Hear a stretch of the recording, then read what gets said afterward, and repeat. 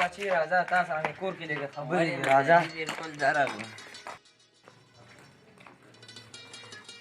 ته مو څه سړی مان ولې دا جی چې سر تا کې ناستو مخ کې ما کې کینې سوري کینې جی تاسو کینې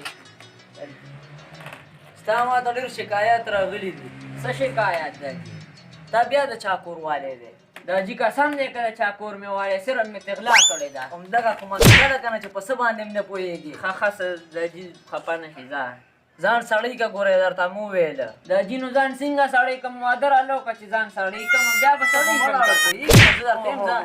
سیده که ځان سیده که ګورې درته مو ویله ځان سیده کوم ګور راته ها ځان سیده یم که نه دا جی نو زه کوږ یم اصل او دې کار مړاړو پوهېږي نه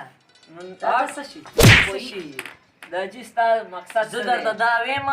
چې ځان په سیده لاره باندې بوځه ها ګوره راته چې ځان څنګه په سیده ها په سیده لاره مې ځان بوتلو څه داسې خو نه یم چې کوږ روان یم که نه دا جي پوهېږي نه ته خواړو دا پوهېږي جي نو نه ته څه وې تا خو والم کې مړه ته څه کې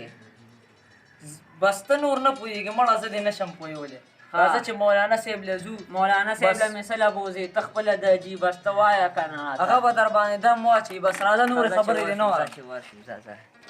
السلام علیکم مولوي صاحب السلام علیکم خیر مولوي صاحب لږ دا زوی مې داسې اغوستی دی دا ډېرې غلاګانې کوي لږ نصیحت هم ورته وکړئ او لږ دم پرې واچوئ بچې دا ته ولې غلاګانې کوې ها استاد جي مولانا صاحب نو واده دې رالو کې بیا به نه کوم که نه ورته لږ د واده مسایل ورته بیان کړه چې واده رالو کې بیا والله که غلاګانې وکړم جي نه که نه ګوره بچې ته دا ډېر وړوکی یې ته واده نه یي مولوي صاحب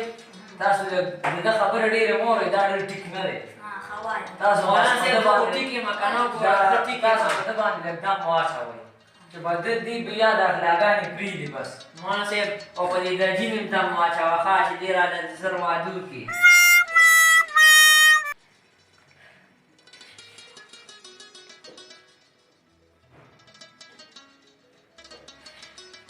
ټیک بچې خیر انشاءالله دم مې پرې واچولو ښه حاضر والي چې لږ آزاد کاري صاحب بس لړ که څه خدمت وي خو وایه راته ښه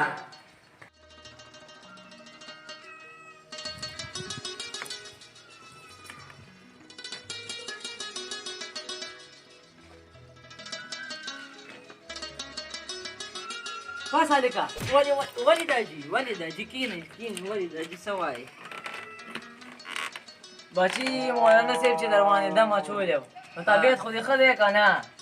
یاره دا جي طبیعت خو مې ډېر ښه دی خو دا د مولانا صاحب چپلې راکې لږې تنګ